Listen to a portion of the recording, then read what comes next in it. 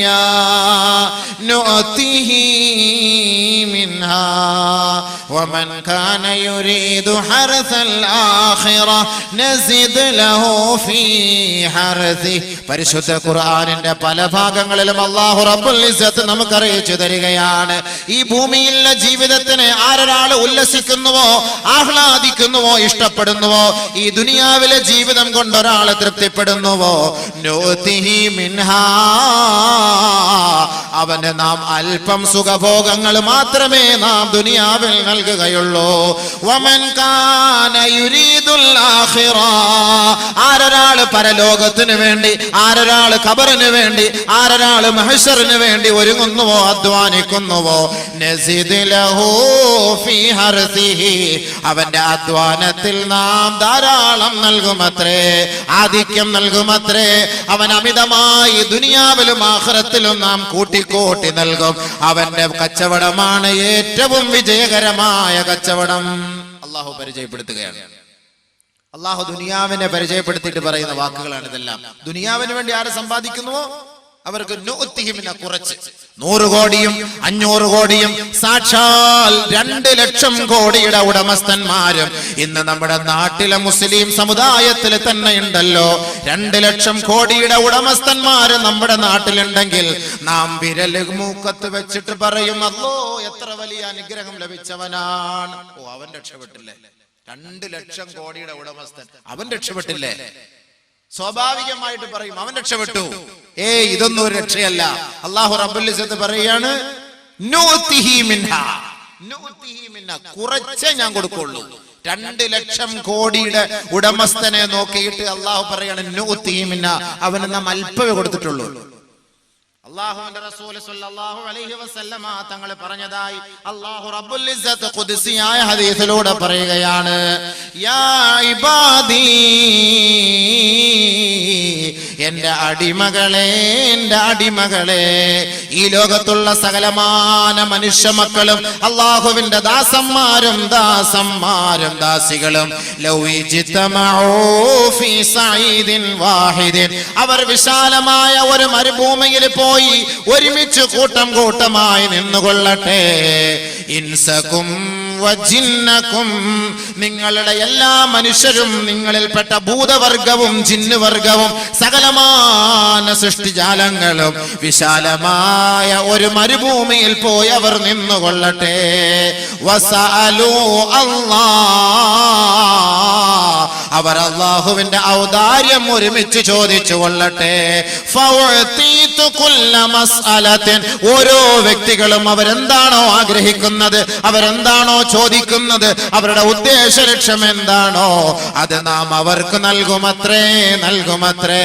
അല്ലാഹു റബ്ബുൽ ഇസ്സത്ത് പറയുകയാണ്, ഈ ലോകത്തുള്ള സകലമാന മനുഷ്യ മക്കൾക്ക് അവർ ഇഷ്ടപ്പെടുന്നത് മുഴുവനും ഞാൻ വാരിക്കോരി കൊടുത്താലും ശരി, അല്ലാഹുവിന്റെ ഖജനാവിൽ നിന്ന് അല്പം പോലും കുറയുകയില്ല.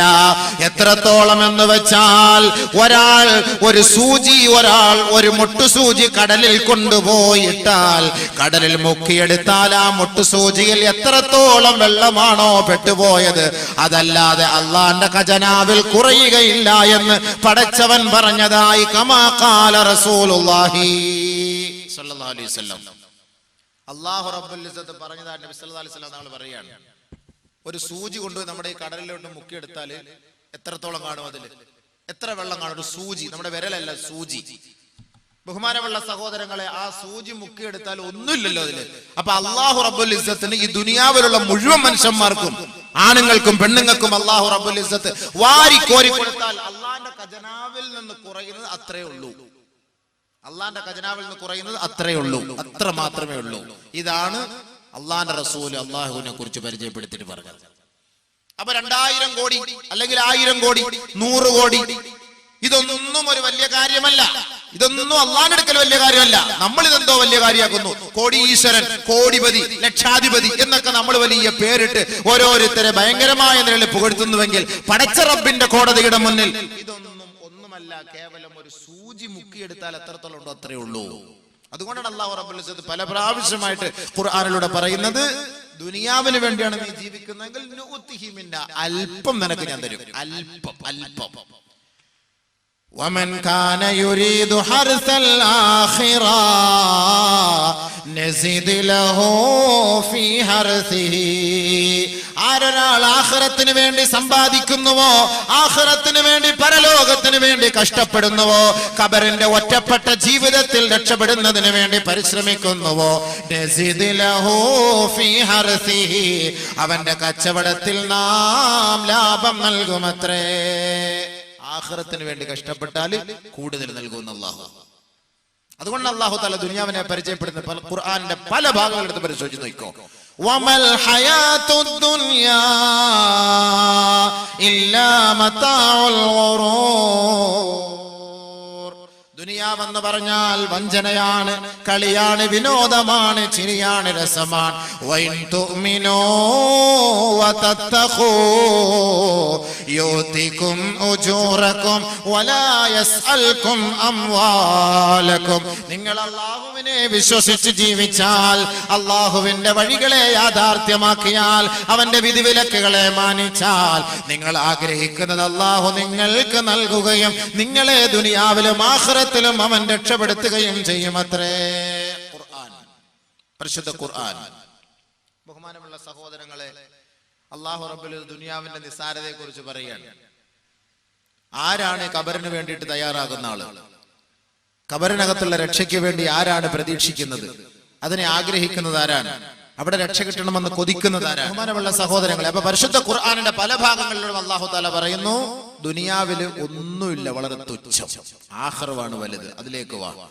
من عمل صالحا من ذكر أو أنثى فلنحيينه حياة طيبة ولنجزينهم أجرهم بأحسن ما كانوا يعملون.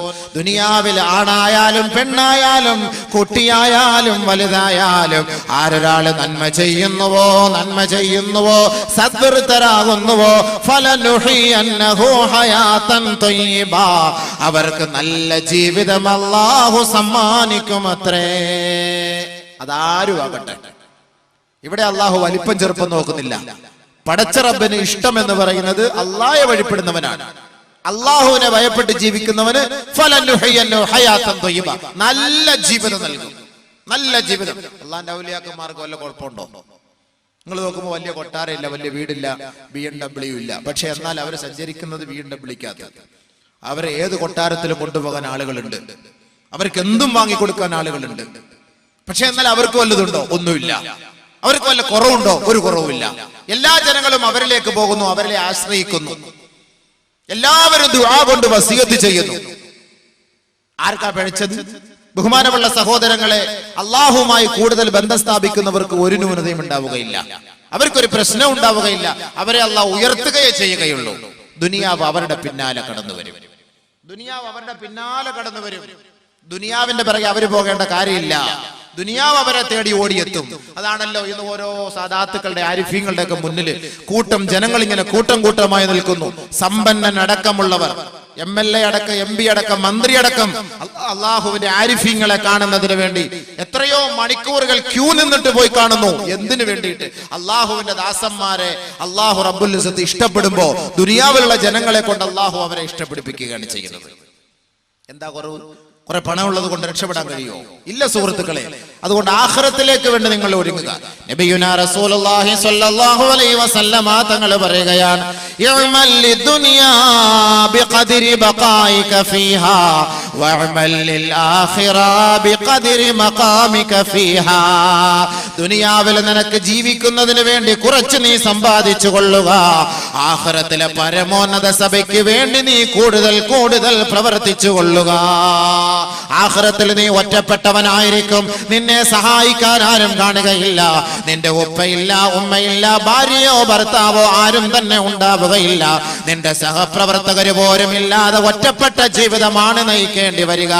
6 അടി മണ്ണിലേക്ക് വരെ, 6 അടി മണ്ണ് വരെ നിന്നെ ഖബറിനകത്തെ നിലത്തേക്ക് ഇറക്കി വെച്ച് 3 പിടി മണ്ണ് വാരിയിട്ട് സലാം പറഞ്ഞ് ദുആ ചെയ്ത് മടങ്ങുന്നത് വരെ നിന്റെ സുഹൃത്തുക്കള് നാട്ടുകാരും കൂട്ടത്തിലുണ്ടാകും. പക്ഷേ 6 അടി മണ്ണിനകത്തേക്ക് ഒറ്റപ്പെട്ട ജീവിതം നീ നയിക്കുമ്പോ ആ ഖബറിന്റെ ഓരത്ത് നിന്ന് 7 ചുവട്ടടി ജനങ്ങൾ മാറി നിൽക്കുമ്പോ അതാ 2 പേര് വരുമ്പോ നീ അനുഭവിക്കും ദുനിയാവാണോ വലുത് ആഖിറമാണോ വലുത്? ഇപ്പോൾ പറഞ്ഞാൽ കേറൂല, ഹൃദയം ചിന്തിക്കൂല, മനസ്സിനകത്തേക്ക് ഇറങ്ങുകയില്ല. കാരണം ദുനിയാവ് നമ്മളെ മൂടിക്കളഞ്ഞു പോയി. അതുകൊണ്ടാണ് പല ആവർത്തി ഖുർആനിൽ നമ്മളെ അറിയിക്കുന്നത് യാ അയ്യുഹന്നാസ് ഇത്തഖൂ റബ്ബക്കും വഖ്ശൗ യൗമൻ ലാ യജ്സി വാലിദുൻ ഔ വലദി വലാ മൗലൂദുൻ ഹുവ ജാസിൻ ഔ വാലിദിഹി ഷൈഅ إن وعد الله حق فلا تغرنكم الحياة الدنيا ولا يغرنكم بالله الغرور يا أيها الناس മാനവ സമൂഹത്തെ മുഴുവനുമാണ് അല്ലാഹു വിളിച്ചുകൊണ്ട് ആഖിറത്തെ പരിചയപ്പെടുത്തുന്നത്. യാ അയ്യുഹല്ലദീന ആമനൂ എന്ന് വിശ്വാസികളെ മാത്രമല്ല, ചിന്തിക്കണേ ചിന്തിക്കണേ ചിന്തിക്കണേ. ഒരു മുസൽമാന്റെ മൃതദേഹം വൈദ്യുതി ശ്മശാനത്തിൽ കൊണ്ടുപോയി വെച്ച് കത്തിച്ച് ചാമ്പലാക്കിയാലും അവനെയും വിചാരണ ചെയ്യപ്പെടുമെന്ന് പരിശുദ്ധ ഖുർആൻ. ഒരാളുടെ മൃതശരീരം കത്തിച്ച് ചാമ്പലാക്കി ഈ കാണുന്ന കടലിന്റെ അഗാധ ഗർത്തത്തിൽ കൊണ്ടുപോയി വിതറിയാലും അവനെയും നാളെ ഉയർത്തെഴുന്നേൽപ്പിച്ചുകൊണ്ട് ആരാണടാ നിന്റെ റബ്ബ്, ആരാണടാ ദീനുമായി ദീനിനെ പരിചയപ്പെടുത്താൻ നിങ്ങളിലേക്ക് കടന്നു വന്ന പ്രവാചകൻ, ഇതിനെക്കുറിച്ച് ചോദ്യം അവനോടും ഉണ്ടാകുമെന്ന് ഖുർആനും ഹദീസും പറയുമ്പോ അല്ലാഹു റബ്ബുൽ ഇസ്സത്ത് ഒരു ലോകത്തേക്ക് നമ്മളെ പരിചയപ്പെടുത്തുന്നതിന് മുമ്പ് നമ്മുടെ ഉപ്പ ആരെന്ന് ആർക്കറിയാം? ഞാൻ കാസർഗോഡ് ജില്ലക്കാരനാണെന്ന് ആർക്കറിയാം? ഞാൻ ഈ പള്ളത്താടന്റെ